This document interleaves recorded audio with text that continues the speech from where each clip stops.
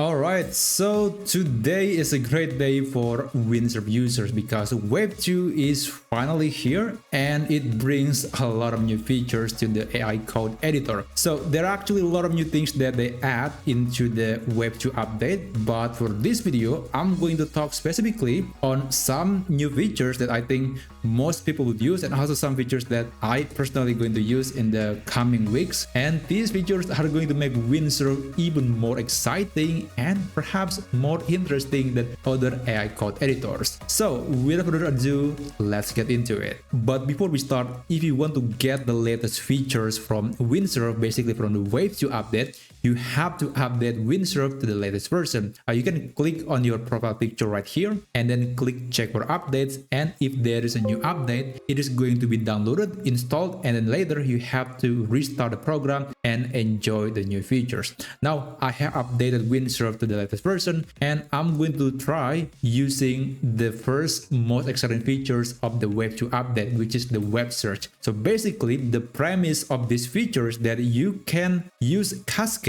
and Cascade is going to access content from the internet, which is very useful, especially if there is a new library or a new framework that you want to try, but the AI model has no knowledge about it and it needs to read some content from the internet. You can literally just ask it to browse the internet, or you can also just copy and paste the URL of the documentation into the Cascade window here. I'm going to try by asking, let's try, what is the pricing of the GPT-4o model, and hit enter. Hopefully it will come up with the latest accurate answer based on the content from the OpenAI website. And okay, so let's try the OpenAI website. I want to know the answer from the official web page. It seems that I'm unable to access the OpenAI website directly due to restrictions. I think there is nothing we can do about it because the restriction is coming from the website owner and Windsurf cannot do anything about it. It's beyond its control. Let's try the answer from other websites.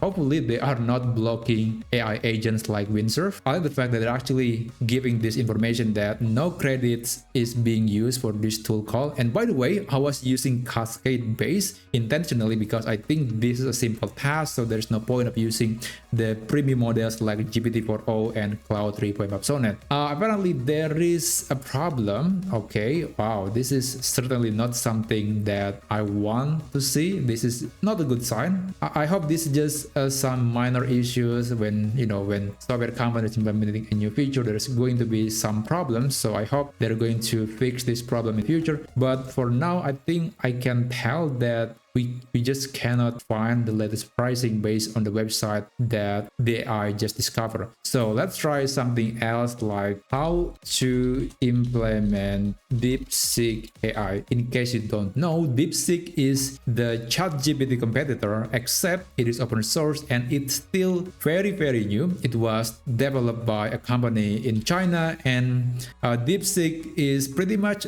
only existed for the last year or so. So I believe AI like Cascade based or GPT or Cloud 3.5 Sonnet has no idea about this model, so it has to search content on the internet to retrieve the latest information. I'm going to try that and hopefully we can get an answer. Okay, that's very interesting. It actually shows me 3 different options, and let's try the option number 3.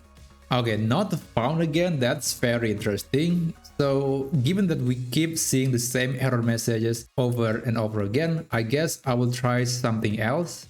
In the web search feature on Windsurf, we can copy and then paste the web URL into the Cascade window, and hopefully the AI is going to visit the website. Now I'm going to just copy and paste this page from DeepSeek. Let's start with the first page, the quick start, your first API call. I'm going to copy and paste that to Windsurf. So let's try using the add symbol and then web, and then I'm going to ask AI to tell me how to implement DeepSeek, and I'm going to just paste the website URL, and hopefully it will retrieve the URL. It's going to read the page and come back with accurate, up-to-date information. The API documentation for DeepSeek contains several sections. Here are some relevant chunks you can explore. Let's try number one, and let's see. Yeah, this is information that is based on the page on this DeepSeek documentation. But now I'm going to try to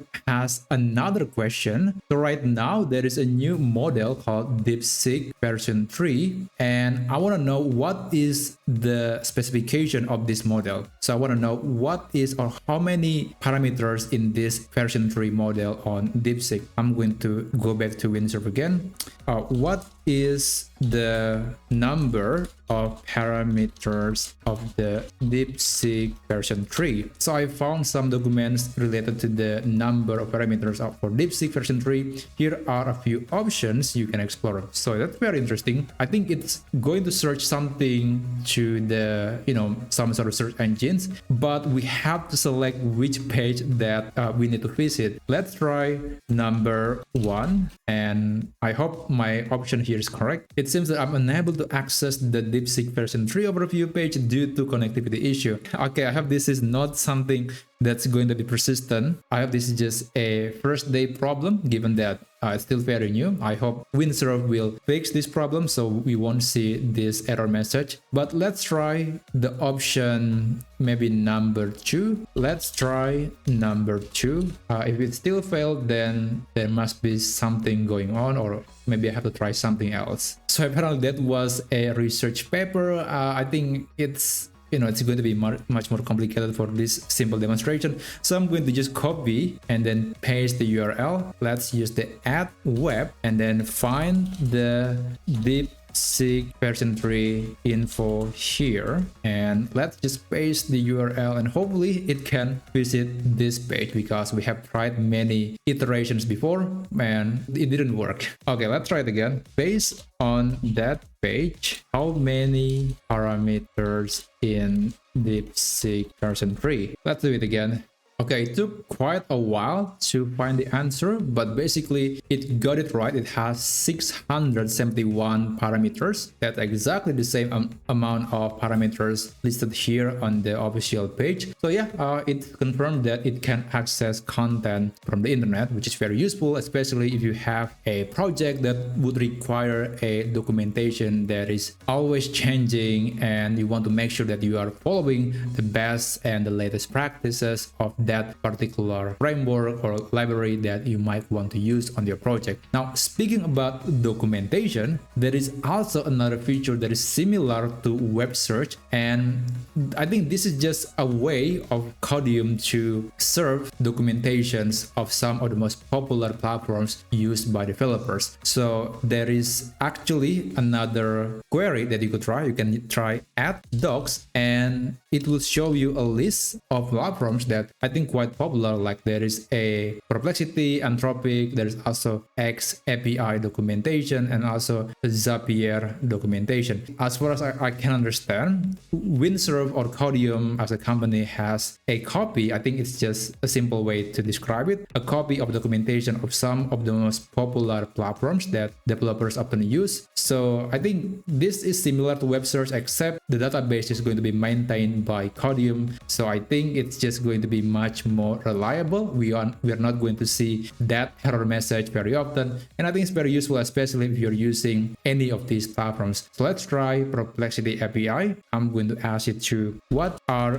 the models available, and let's see. Oh, okay. I mean, that's correct, but I wish that it didn't show like this. Yeah, this is definitely a markdown format, so I was expecting it to show as a proper table, or maybe it can create a new file somewhere in here in a markdown format so we can see a much better looking version of this answer. But it's still a good answer. It has correct answer.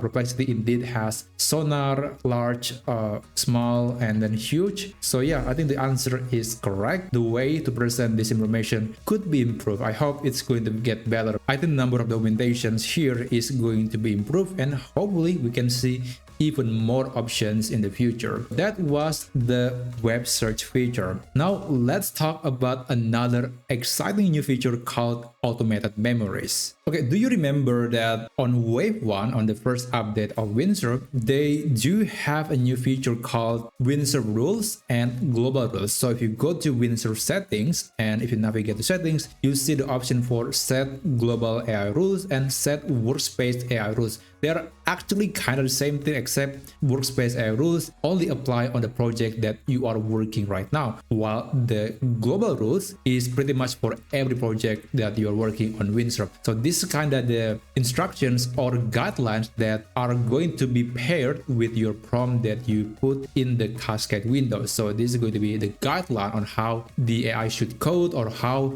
it should respond to your query. Now, there is another extension of this feature called automated memories. So to demonstrate, I'm going to create, let's say, a simple web-based calculator app. Let's try that. Okay, now there is a request to start a server. I don't need that. I'm going to run it in a different way. Let's click accept all, and I'm going to use a live server to open this web application. All right, so this is the app. It's pretty simple. And I'm going to ask AI to change a few things here. So let's try with, please change the overall theme to purple. Let's hit enter. Now, okay, I'm going to click accept all. I just asked AI to change the styling to purple. So it used to be blue and now it is purple. Amazing. Now I'm going to ask the AI to please remember the styling for future references. What's going to happen now is that it's going to utilize the automated memory features in Windsurf, and you can see that in the response there is a message that says memory has been updated. I'm going to click manage, and now calculator app styling, you can see that, and this is basically the information about the style that I asked to remember. So the next time I'm creating something, it's going to follow this styling again. So I'm going to create a new folder. This time it's going to be BMI calculator. I'm going to open a new window, a new chat window, generate a BMI calculator app in the BMI calculator folder. Let's try that. Let's click accept all. I'm going to open BMI calculator, and there are a few new files. I'm going to right click and open it with live server, and hopefully we can see the same styling. Okay, so there's something that left to be desired here, something that we have to improve. But as you can see, it is very similar to the calculator app that we just created earlier. It has the same styling. Everything is purple. The color of the text is purple. The background is purple. So it remembers the styling. But in case you want to go back or you don't want to use the same styling again, you can manage the memory. You can click Windsurf settings, and on the settings section right here, cascade generated memories, you can click manage, and you can click on the memory that you want to remove and click the trash icon, and now it is gone. So it's no longer be used. But of course, if you want to get something that is more precise, you can always use the global rules and Windsurf rules to make sure that AI is going to be giving more consistent format or outcome. That was for the automated memories. Let's move on. All right, the next features that I want to talk about is problems. So there is a visual enhancement on how we can address problems in a code using Windsurf.